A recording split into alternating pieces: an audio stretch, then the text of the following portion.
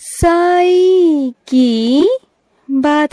बच्चे, मेरी उदी में अदृश्य आशीर्वाद छुपा हुआ है मेरे बच्चे, जो हर किसी को नहीं मिलता है।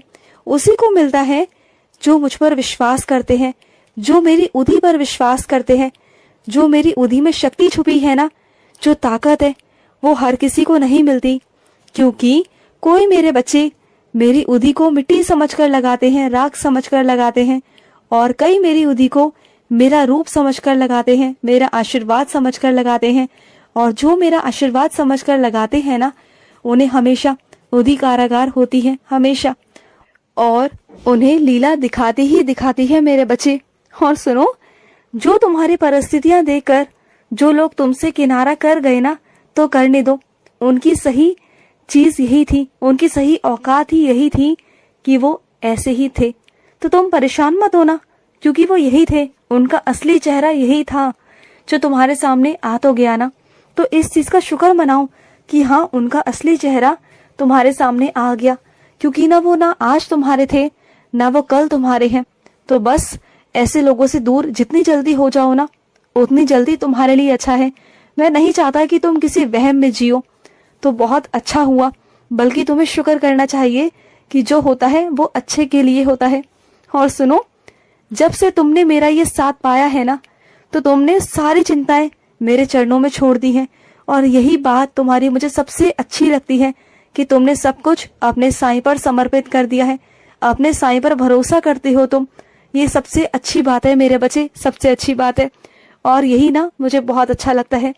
और सुनो, घर परिवार में या कहीं भी मेरे बच्चे, कभी कभी बड़प्पन दिखाना भी बहुत जरूरी होता है। ये चीजें उम्र के हिसाब से नहीं होती, लेकिन व्यवहार के हिसाब से बड़प्पन दिखाना कभी कभी जरूरी हो जाता है। तुम समझदार बन जाया करो।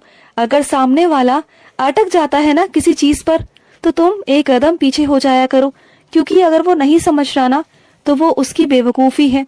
लेकिन तुम्हारी समझदारी यही है कि तुम मान जाओ और शांति से वहां से हट जाओ। और बाकी जो करवाना होगा वो तो मैं करवा ही दूंगा ना, चिंता मत करना। और सुनो, तुम पर ना एक जिम्मेदारी आई है, और उस जिम्मेदारी को तुम्हें बहुत अच्छे से निभाना होगा। ये मेरी सेवा है, मैंने तुम्हें वो सेवा दी है मेरे बच्चे, एक जिम्मेदारी के रूप में। और उस जिम्मेदारी को अच्छे से निभाना ये तुम्हारा काम है। निभाओगे ना उस जिम्मेदारी को। और सुनो, कुछ मेरे बच्चे तो ऐसे हैं ना, वो इतने बड़े उम्र में तो हो गए हैं, लेकिन उनके अंदर अभी भी शरारतें, नटखटपना और बचपना भरा हुआ है। तो बस यही ना मुझे बहुत प्यारा लगता है, क्योंकि जिस इंसान के अंदर बचपना होता है ना, उनका दिल हमेशा पवित्र और साफ होता है, और वो हमेशा खुश रहते हैं। क्योंकि बचपना एक ऐसी चीज है जो हर एक व्यक्ति के अंदर होना चाहिए। और जो ज्यादा गंभीर हो जाते हैं ना, बहुत ज्यादा, तो वो ना जिंदगी जी नहीं पाते, खुलकर जिंदगी को जीना चाहते ही नहीं है, बस अपने आप को घुट घुट कर मार देते हैं। तो मैं तुमसे कहता हूँ, जो तुम्हारे अंदर बचपना है ना, जो तुम्हारे अंदर बच्चा छुपा हुआ है, उसे कभी मरने मत देना, क्योंकि उसे जिंदा रखना। क्योंकि तुम्हें खुश रहना है, जैसे तुम खुश रहते हो ना, बिंदास रहते हो, वैसे खुश रहा करो। तुम्हारा साईं है ना तुम्हारे साथ, मैं हूं ना, मैं सब संभाल लूंगा। और सुनो, जो मेरा बच्चा जितनी दुनिया में खुशियां बांटेगा, जितनी लोगों में खुशियां बांटेगा ना, उसके पास में उतनी ही खुशी आएगी, बल्कि उससे दुगनी चौगनी खुशी उसके पास में आएगी। और सुनो मेरे बच्चे, मैं जानता हूँ जिस काम को तुम नहीं कर सकते, जो तुम्हारे स्वास्थ्य के लिए ठीक नहीं है, तो उस काम को बिल्कुल भी मत करना। लालच मत करना किसी भी चीज का, कि वो लालच तुम्हें उस काम को करने के लिए मजबूर कर दे। नहीं, क्योंकि तुम्हारा शरीर सबसे पहले है मेरे बच्चे। अगर तुम शारीरिक तौर पर स्वस्थ रहकर उस काम को कर सकते हो तो करो, लेकिन अपने शरीर को दुख देकर अगर करोगे ना, तो वो सही नहीं है मेरे बच्चे। क्योंकि शरीर जो है ना, वो लाखों करोड़ों की दौलत है। मैं कहूँ कि वो अनमोल है मेरे बच्चे, वो दोबारा से कभी खड़ा नहीं होगा। तो किसी की बातों में मत आओ, जो तुमसे हो पाए ना, जो तुम कर पाओ, तो वही करना। और सुनो, जो अपने गुरु पर विश्वास रखता है ना, जो अपने साईं पर विश्वास रखता है, वो दुनिया की हर कठिनाइयों को आसानी से पार कर लेता है। आसान हो जाती है उसकी सारी कठिनाइयां, क्योंकि जब उनका गुरु मार्गदर्शन करता है ना, तो अपने आप सारी चीजें आसान हो जाती हैं, सब कुछ आसान ही हो जाता है। और सुनो, कुछ मेरे बच्चे मेरे दर्शन के लिए तरस रहे हैं, तो सुनो, बहुत जल्द तुम्हें मेरे दर्शन होंगे, बहुत जल्द। चिंता मत करना, तुम्हारा साईं तुम्हें दर्शन जरूर देगा मेरे बच्चे, जरूर देगा, मेरा वादा है तुमसे। और सुनो, कुछ बच्चों के घर तो मैं सुबह सुबह ही आ जाऊंगा, उनके दरवाजे पर आकर खड़ा हो जाऊंगा, पहचान लेना अपने साईं को।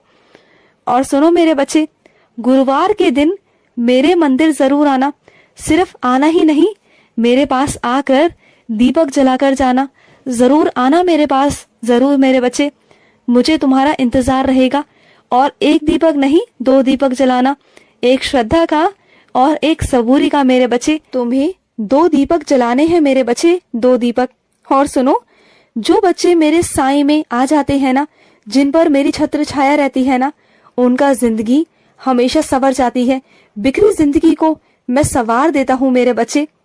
और अपने कुछ बच्चों से कहना चाहता हूँ, बार बार तुम किसी चीज में असफल हो रहे हो, बार बार मेहनत करते हो, तुम इतना सब कुछ पार कर कर सफल होकर इतना आगे तक आ चुके, लेकिन जो आखिरी है ना, आखिरी दौर है, उसमें बार बार अटक रहे हो, वो बार बार तुम असफल हो रहे हो, उसमें सफल नहीं हो रहे हो, और तुम इस चीज से बहुत परेशान हो ना। तो सुनो, किसी भी विद्या की शुरुआत अगर तुम करते हो ना, तो सिर्फ 2 शब्द मेरे बच्चे अगर तुम लिखोगे तो लिखने का ही कमाल है मेरे बच्चे।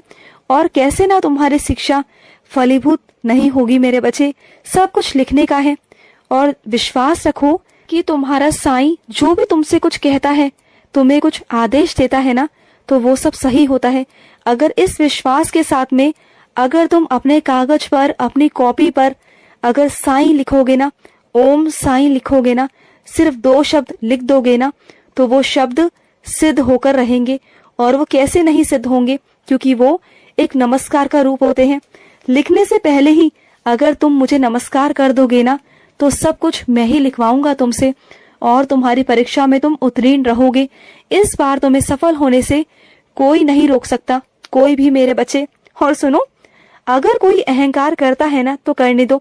किस चीज का अहंकार है उसे? जमीन जायदाद का, अपनी सेना का, नौकरों का, या पैसों का? होने दो ना, या बल का, क्योंकि इसमें से कोई भी चीज स्थिर नहीं है मेरे बच्चे।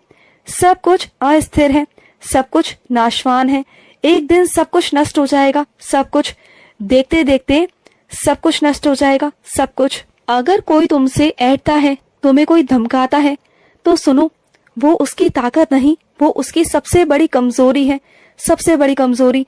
तो उस कमजोरी को ना अपनी ताकत बनाओ, उससे डरने की वजह ना अपने आप को मजबूत बनाओ। और सुनो, तुम्हारे परिवार पर मेरी कृपा है, बहुत कृपा है, बहुत सारी कृपा है मेरी। तुम अपने परिवार को लेकर बिल्कुल भी चिंता मत करना, मैं हूं ना, मैं सब संभाल लूंगा। और सुनो, रात को सोते वक्त मेरे पास जल रखकर सोना।